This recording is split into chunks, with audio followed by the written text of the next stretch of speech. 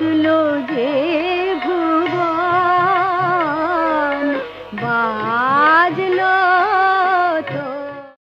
Masking present কলকাতার সেই সম্মানের তরফ থেকে আমরা ইউনাইটেড করি সাংস্কৃতিক করি যুবকবৃন্দকে এবং আমাদের ভীষণই মণ্ডপ একটা ভাষা তৈরি হয়ে রয়েছে এবং আমাদের সঙ্গে রয়েছেন এই পুজোরই একজন উদ্যোক্তা, যার সাথে আমরা সরাসরি কথা বলে নেব এবং জেনে নেব এই পুজো সম্পর্কে কিছু কথা।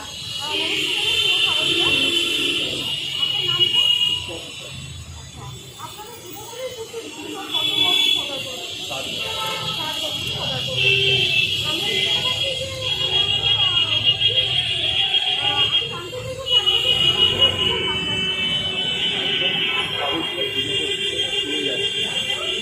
আমাদের পুজো হচ্ছে এবছরে পুজো করাটা, আনন্দ করাটা,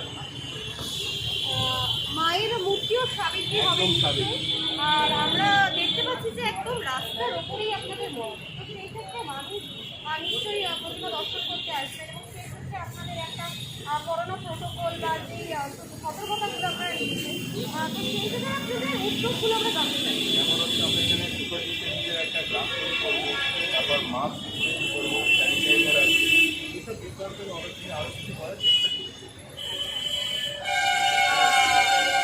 আমরা দেখতে পাচ্ছি যে মণ্ডপ এখনো তৈরি হচ্ছে, কাপড় পরে রয়েছে এবং কাজ করে রয়েছে। আমি জানতে চাইবো যে কতজন মণ্ডপ শিল্পী আপনাদের এখানে কাজ করছে? আমি 4 জন দিয়েই আমরা কাজ করাই, কারণ আমরা কোনো একটু বড় আকারে করছি না। আমরা প্রত্যেক বছরই থিম করি, কিন্তু এই কোনো থিম যাতে যারা আমার মণ্ডপে লোকগুলো কাজ করছে তারাও যাতে সুরক্ষিত থাকুক, সেই জন্য ছোট্ট মণ্ডপ এবং খুব ছোট্ট পরিমাণে 4 জন মিলে এই মণ্ডপটা তৈরি করছি। কতদিন আগে থেকে কাজ শুরু হয়েছে? মোটামুটি 15 দিন। আর আপনাদের পুজো এমনিতে ওপেনই হবে, মণ্ডপে প্রতিমা কবে আসবে?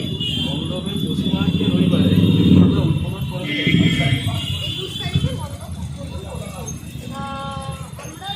সামনে যে করোনা কালে আপনারা একটা সমাজ সেবা কাজ করছেন, সেই ক্ষেত্রে আপনারা কি উদ্যোগ নিয়েছেন আপনাদের কাজের তরফ থেকে?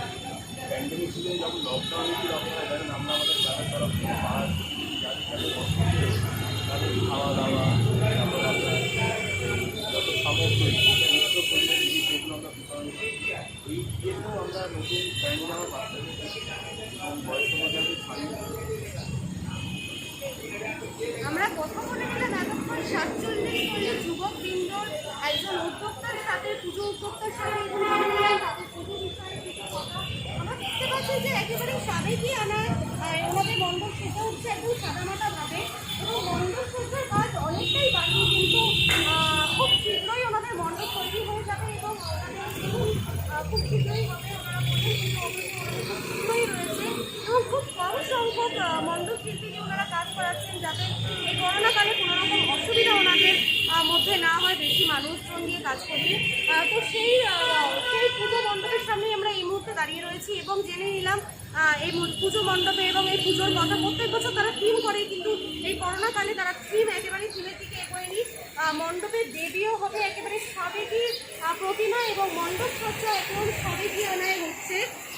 সেই মণ্ডপ নিয়ে আজকে এসে গেছিলাম। প্রথম মণ্ডপ আমাদের এই আজকের মধ্যে আমরা কলকাতাশ্রী মাস্কিং প্রেজেন্ট কলকাতাশ্রী সম্মানের তরফ থেকে এভাবেই আপনাদের একের পর এক মণ্ডপ দেখিয়ে যাচ্ছি। আর এতক্ষণ ছিলাম আমরা 47 পল্লী যুবকবৃন্দর মণ্ডপের সামনে।